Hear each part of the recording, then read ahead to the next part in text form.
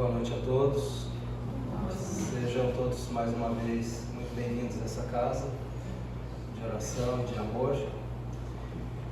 E para iniciar a nossa doutrinária de hoje, vamos elevar o nosso pensamento a Deus em uma prece e agradecer por essa oportunidade reencarnatória, agradecer por estarmos aqui nesse momento com as bênçãos divinas, agradecendo a todos os livramentos e todas as bênçãos que nos é permitido. Agradecer ao Mestre Jesus pelos seus ensinamentos, aos nossos anjos guardiões, e roguemos sempre a luz de Jesus em nossos caminhos. Que assim seja. Hoje o tema da nossa doutrinária é sobre as pessoas com deficiências físicas e mentais. Toda família, acredito que próximos ou não tão próximos, nós temos dentro das nossas famílias pessoas com deficiência, seja deficiência física ou seja deficiência mental. E no âmbito da medicina, muito se estuda, né? Muitas das deficiências não têm cura, cirurgia não reverte, não é? E a pessoa, o indivíduo passa a vida toda refém daquela condição. E essa condição, ela se estende aos pais principalmente, quando se nasce com uma deficiência, não é? E o Espiritismo, ele vem nos trazer uma ótica diferente sobre esses acontecimentos em nossas famílias. Temos visto, no caso, mudez, né? Surdez, cegueiras, pessoas que nascem sem membros inferiores ou superiores, muitas vezes sem ambos membros, né, superiores e inferiores. E olhamos para essa família e vemos que o mesmo pai, do mesmo pai e da mesma mãe, nascem-se vários filhos saudáveis, entre aspas, perfeitos, do ponto de vista físico, mas um nasceu com alguma deficiência. E aí se olha para aquele ser e ficamos muitas vezes comovidos. Outras vezes, outras pessoas que infelizmente não têm uma sensibilidade religiosa, independente de qual for, para compreender isso, porque não se cai uma só folha de uma árvore sem que Deus permita, não é isso que está escrito na Bíblia? Por que então Deus seria tão injusto de dar vários filhos, entre aspas, saudáveis, perfeitos, e às vezes até mais, na mesma família, com deficiências físicas ou mentais? Se Deus é justo, é bom, é misericordioso, não é? Por que Ele faria isso? Muitas pessoas ficam se perguntando por que Deus, começam a questionar a Deus o porquê que aquele ser nasceu daquela forma, se os outros irmãos nasceram, entre aspas, perfeitos. E somente o Espiritismo consegue nos explicar, porque essas questões elas vão muito além do físico. Não é só uma questão de uma disformidade do corpo, não é só uma questão neurológica, um problema, uma disfunção neurológica, física. Não é só isso, não é? Então, Deus não é injusto. Deus não é injusto. E cada um carrega aquele fardo que precisa, não é verdade? Então, a definição de deficiente, basicamente, entendemos por deficiente todo indivíduo, adulto ou criança, que se desvia física, emocional e intelectualmente daquilo que é considerado normal, dentro dos padrões esses criados pelo homem, evidentemente, de crescimento e desenvolvimento da criatura humana. E esses seres com deficiência, seja qual for a natureza, requer cuidados muito maiores. E, portanto, eles possuem limitações, não é? Limitações. Então, imagine um cadeirante, né? Desde o ato de se levantar da cama e escovar os dentes, não é? Fazer as suas atividades, ir ao mercado, é uma limitação muito grande. As pessoas que, de repente, nasceram sem os membros superiores, que não podem, não é? Pegar a comida com as mãos. Nós vemos na internet pessoas com esse tipo de deficiência comendo com os pés e trabalhando, inclusive, produzindo, não é? Com os pés. É uma limitação para o corpo, mas depende mais do espírito como ele vai vencer essa limitação. E nós vamos ver isso para frente, né? Basicamente, pode-se dividir os deficientes em duas categorias: os deficientes físicos e os deficientes mentais, né? Então, os deficientes físicos são aqueles que todos nós conhecemos, né? Surdo, mudo, cego, né? Cadeirante e por aí vai. Mas agora, por que esses seres vêm ao mundo com essas deficiências? Não é? Por que Deus quis que ele viesse? É assim que todo mundo se pergunta, a grande maioria se pergunta, né? Por que aquele ser? Que ele é inocente, ele não sabia de nada, ele nasceu já daquela forma. Algumas doutrinas religiosas, algumas religiões, na verdade, dizem que isso aí é o pecado original. Mas qual que é o pecado não original? O pecado falso. Estranho isso, né? Bom, por isso o Espiritismo vem para nos esclarecer. E o Espiritismo nos traz uma fé raciocinada, não é um dogma.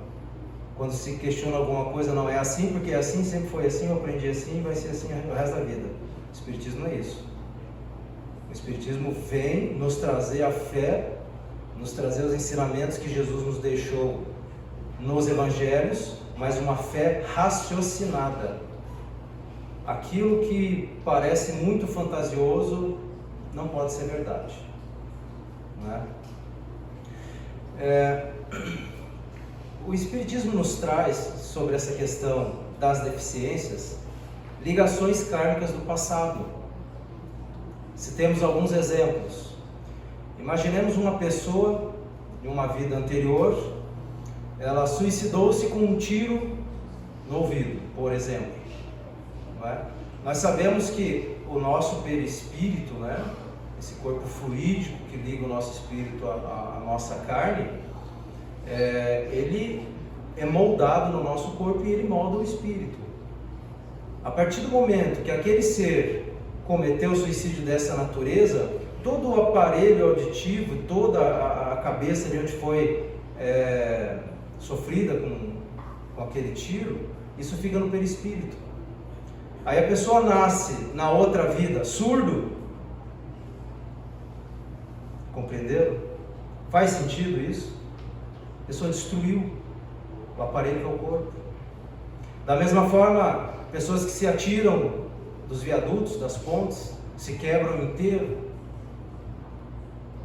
E numa outra vida, para resgatar, porque o suicídio é uma das maiores violações das leis divinas. Deus nos deu a vida. Só Ele sabe o momento em que nós voltemos. Nós não temos o direito de nos tirar a vida. A nossa vida é de Deus. Foi Ele que nos criou. Então, o suicídio é um dos maiores atentados à lei divina. E como é bíblico de que não se passará uma vírgula, nem um só tio, até que se pague o último centavo, não passará. Não é isso que está escrito lá? Começa a fazer sentido? Não é? Então a pessoa nasce sem poder caminhar. Coitadinho. E o que ele fez lá atrás? Atirou-se num penhasco, numa ponte, destruiu o seu corpo e, consequentemente, seu perispírito. Vou mais longe. Voltemos à época da Inquisição, né?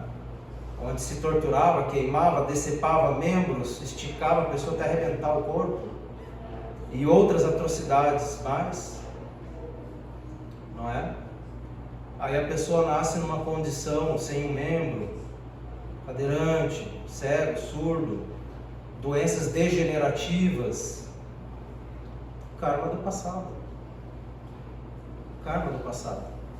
E para resgatar essas dívidas kármicas que nós, as pessoas, né, todos nós temos dívidas do passado, senão não estaríamos mais aqui, né? Nós já teríamos virado anjos, né? Estaríamos no céu. Mas estamos ainda num mundo de provas e expiações. Então é isso que o Espiritismo nos traz, não é? E a bondade e misericórdia divina é justamente essa, nos dá uma nova oportunidade para resgatar, expiar aquilo que fizemos aos nossos semelhantes, no caso da Inquisição. Você decepou muita perna, muito braço, muita cabeça. Tua continha está aqui. Você vai ter que vir numa encarnação, você vai ter que expiar. E expiar é o quê? É ver, é sentir na carne, que é o instrumento para isso. É sentir na carne o que você promoveu para o seu próximo lá no passado. Essa é a lei divina. Novamente, não se passará nenhum tio, nenhuma vírgula, até que se pague o último centavo.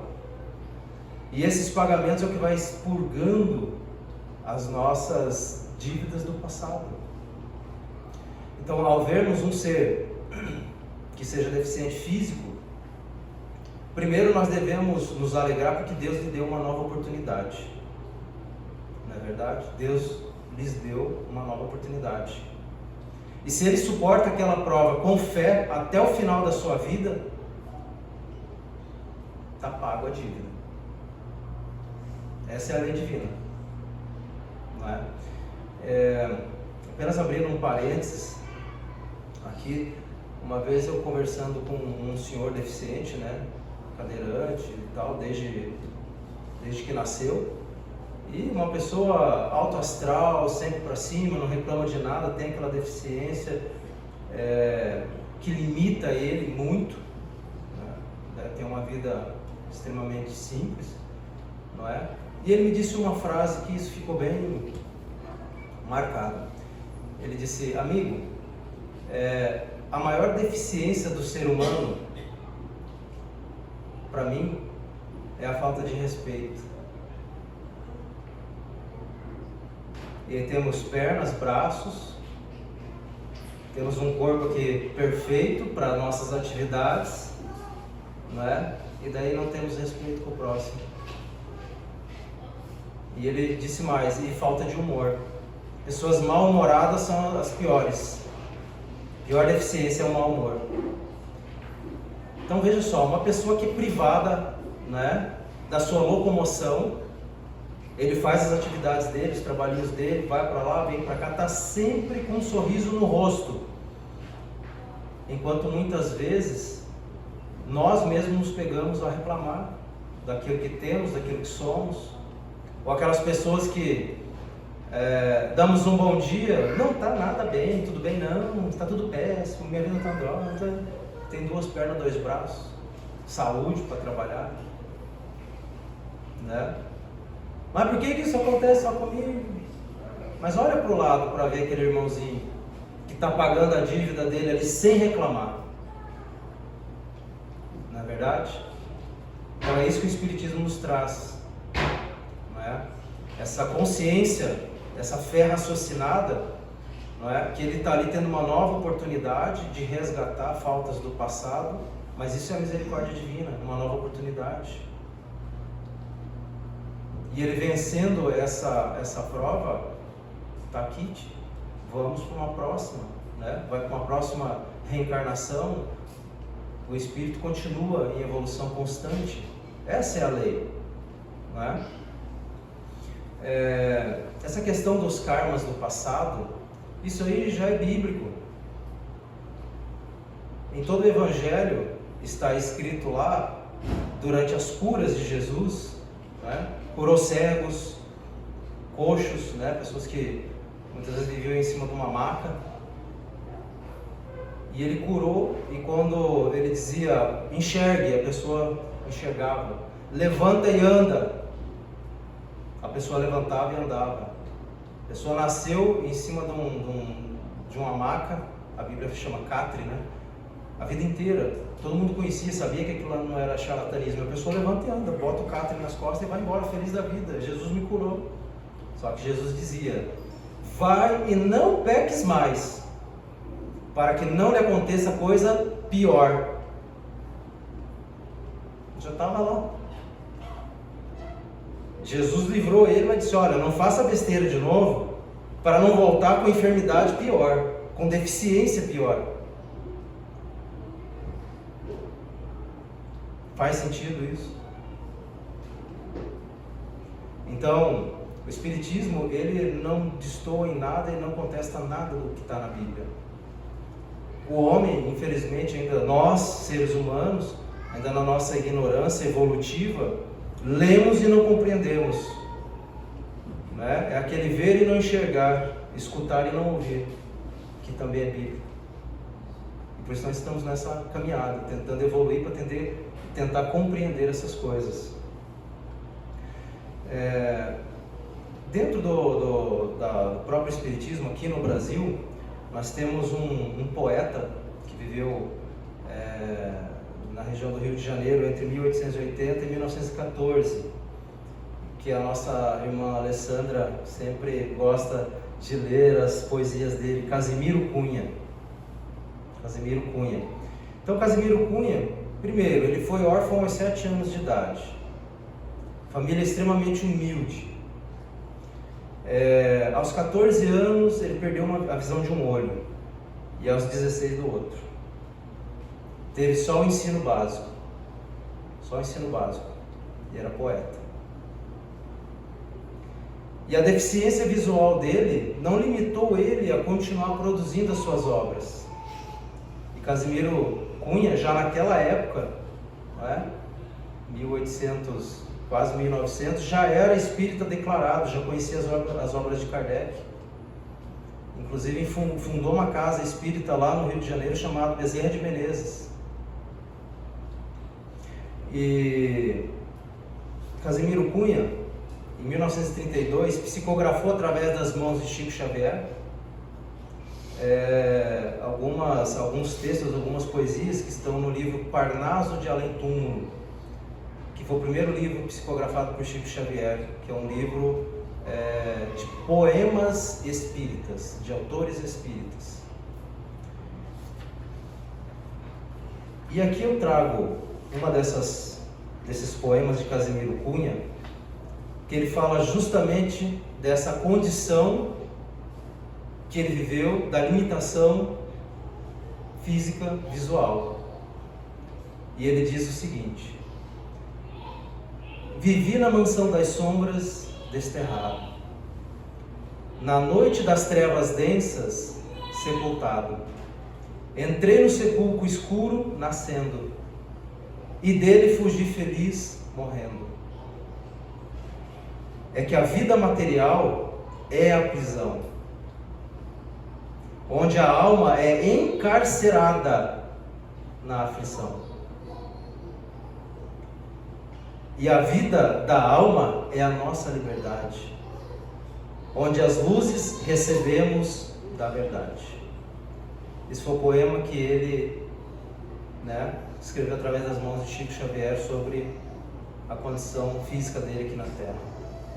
Ele disse que quando encarnou, ele morreu. E quando ele morreu, ele viveu.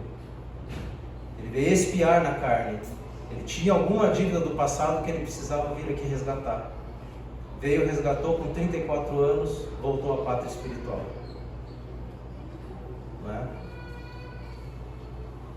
Agora, os deficientes mentais. Esses sim são deficientes que, para nós aqui encarnados, eles são mais difíceis de compreender. Bem mais difíceis de compreender. E são provas também para o espírito, que vem sofrer limitações no âmbito mental. E Allan Kardec, no livro dos Médiuns, nos traz algumas respostas vindas dos espíritos sobre essas deficiências mentais. Na época de Kardec, há mais de 170 anos atrás, se chamava idiotismo e loucura, né? Pessoas que tinham algum problema mental. Então eu vou ler as respostas, né, do livro dos Espíritos, de acordo com o que foi escrito por Kardec. E Kardec pergunta na questão 371, a opinião segundo a qual os cretinos e os idiotas, ou os deficientes mentais, teriam uma alma de natureza inferior? Isso tem fundamento? E foi respondido a ele, não, não tem. Eles têm almas humanas, muitas vezes até mais inteligentes do que pensais. Olha só. Mas que sofrem com a insuficiência dos meios da carne, né, de que dispõem para comunicar-se, como o mudo sofre por não poder falar. Bem claro, né? Bem claro. Kardec ainda pergunta, e qual é o objetivo da providência em criar seres desgraçados como os cretinos e os idiotas? E a resposta são espíritos em fase de punição que habitam corpos de idiotas. Esses espíritos sofrem com o constrangimento que experimentam e com a impotência em se manifestar através dos órgãos não desenvolvidos ou defeituosos. É uma prisão para o espírito. A carne é uma prisão para o espírito. Nesse caso, maior ainda. Maior ainda. E adiante temos mais informações.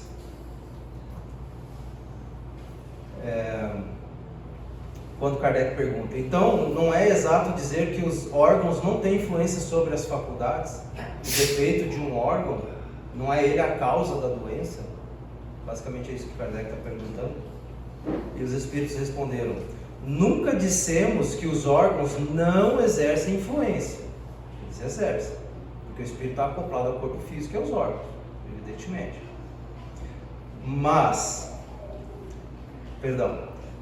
Eles exercem uma grande influência sobre a manifestação das faculdades, mas não as produzem. Não são os órgãos que produzem as deficiências. Eles estão ligados à capacidade de nós pensarmos, né, de nós nos locomovermos, mas não é o órgão sozinho que faz tudo. Tem uma parcela aí que chama espírito que está ligado comandando isso tudo.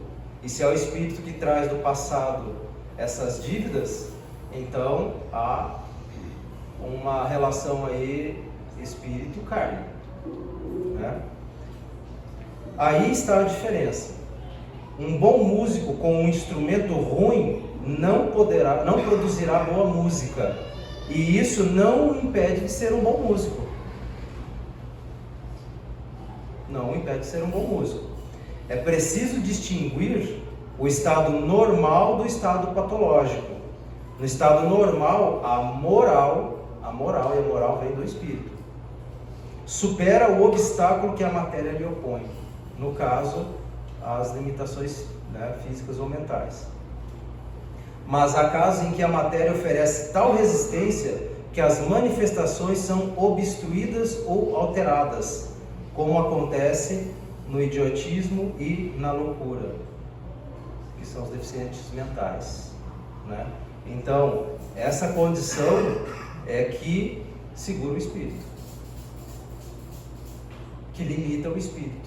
Ele não consegue fazer o que ele pretende, ele está limitado, não é? Pelos seus órgãos físicos. Estes são os casos patológicos, e nesse estado, uma vez que a alma não goza de toda a liberdade, a própria lei humana a isenta da responsabilidade de seus atos. é louco. Deu bola não. Né? Se assassinou outro lá e tiver um lado dizendo que é louco, não vai preso. Lei humana, mas a lei divina não paga. Vai voltar aqui e vai ter que pagar. Simples assim. Continuando, Kardec pergunta: qual pode ser o mérito da existência para seres que, como os idiotas e os cretinos, não podendo fazer o bem nem o mal, encontram-se impossibilitados de progredir? E a resposta foi: é uma expiação imposta, vejam só, pelo abuso que tenham feito de certas faculdades. É um tempo de suspensão. E o que ele quer dizer aqui? Tem espíritos, seres, que são muitíssimos inteligentes, do ponto de vista das ciências, seja ciências exatas, humanas, seja lá quais forem. Mas essa inteligência adquirida pelo estudo, pelo conhecimento, não quer dizer que o ser é evoluído, jamais, né? Tem muito PhD aí que é mais chucro que um asno, não é? E tem muita gente aí que não sabe ler e escrever e tem muito mais conhecimento de vida, de moral, principalmente moral, do que esses doutores, não é? Então, o que os espíritos disseram aqui? Nós sabemos, através das comunicações mediúnicas, que seres, né, que têm um conhecimento, uma inteligência muito grande, seja em qualquer área da ciência, no passado cometeram absurdos. Se utilizaram dessa inteligência para massacrar. Né? Eu fico pensando, aqueles cientistas que pegaram um conhecimento novo, puro, de Albert Einstein e transformaram aquilo numa bomba atômica. Eram pessoas inteligentíssimas. Mas e o moral? Como é que ficou? Como esses seres reencarnarão na próxima vinda? Será que vão reencarnar, não é? Bonitão, assim, igual nós hoje andando, temos 2 braços, 2 pernas, né? Ou será que vai vir em cima de uma cama que tudo retorcido, que não consegue falar nem se comunicar, depende das outras pessoas, e aí sim ele vai estar aprisionado no corpo por esse motivo que nós vimos, né? Para ele expiar as suas faltas. E quando o ser, isso se sabe, quando o ser é muito revoltoso, para que ele não se suicide, né? Não cometa suicídio, ele vem nessas questões que vem, né? Com aquelas deficiências físicas que não fala, não anda, pouco se mexe, às vezes mexe só os olhos, para ele não poder cometer suicídio. Faz sentido? Faz, né? E é só o Espiritismo que explica isso para nós. E é só a ideia de a pluralidade, a multiplicidade de encarnações é que consegue nos mostrar isso. E o Espiritismo é mais claro do que a luz do sol. Basta a gente querer enxergar, basta consultar Kardec, que a doutrina não é de Allan Kardec. Allan Kardec foi só um ser escolhido para vir aqui dizer: Kardec, ó, sério, nós vamos falar e você vai escrever. Porque a doutrina não é dos homens, é dos espíritos. E os espíritos são de Deus, nós todos, né? Então, essas deficiências físicas, intelectuais, né, mentais, elas são uma grande jaula para o espírito, justamente para poder corrigir essas faltas do passado. E essas pessoas, sim, elas merecem, nós devemos ter compaixão, nós devemos ajudar, não é? Sejam não somente os deficientes físicos, mas os mentais também, porque todos nós aqui temos débitos do passado. Talvez não estamos pagando numa condição dessa hoje, mas e se tivermos um karma desse lá atrás, podemos na próxima estar assim. Então é nossa obrigação ajudar. Sem falar que as deficiências, ela, na maioria das vezes, não vem tão somente para o ser, né, como expiação para o ser, mas também como prova para os pais. Como prova para os pais. Não sempre, evidentemente. Né? Não pode se afirmar, é assim que acontece, não. Né? O campo das possibilidades dentro do mundo espiritual é infinito. Mas isso acontece. Muitas vezes pais relapsos no passado, não é? Podem vir numa vida ligado a esse espírito que reencarna, né? Nessa condição limitadora para expiar junto. Não é? Por exemplo, podia ter evitado alguma coisa e não evitou. Não é? Então, com base nos ensinamentos de Jesus e com base no ensinamento da doutrina espírita, basicamente é assim que funciona. É isso que acontece. Assim é a lei divina. Né? E nós, como bons cristãos, né, é o nosso dever auxiliar todos esses seres. Todos esses seres. E nós vemos hoje, quer dizer, temos as Paralimpíadas, né? E lá fica a maior demonstração de força de vontade de um ser que tem uma limitação física de, na maioria das vezes, fazer muito mais de quem não tem nenhuma limitação física. Não é? Aí estamos em época de Copa, tá todo mundo correndo lá, todo mundo treinou, são o máximo. Todo mundo vê essas seleções. E aqueles lá? Ninguém dá bola. Tem uma Olimpíada, uma Paralimpíada, ninguém assiste. Mas lá está o exemplo de superação. Um espírito aprisionado num corpo, cheio de limitações. E quando vão entrevistar, ele comenta: não, estou ótimo, beleza, estou muito feliz aqui, máximo. Não é? O cara está na cadeira de roda lá, jogando basquete, jogando vôlei, nadando, né? Fazendo tudo que os outros fazem, muito mais, que não tem deficiência.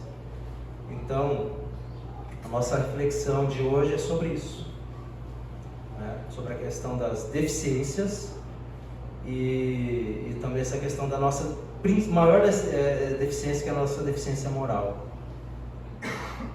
Foi aquilo que aquele senhor me falou: a maior deficiência do ser humano é essa daí. Não é a deficiência física nem mental. Então, mais uma vez, em prece, vamos agradecer a Deus por esse momento, por essa oportunidade. E mais uma vez rogando a luz de Jesus, para que possamos ser cada dia melhores como seres, que possamos auxiliar nosso próximo, não só no material, mas no moral, no aconchego, acalentar as dores do nosso próximo, e que continuemos todos ligados nessa caminhada de amor, de caridade e de fé. Que Jesus abençoe todos nós nessa noite. Que assim seja.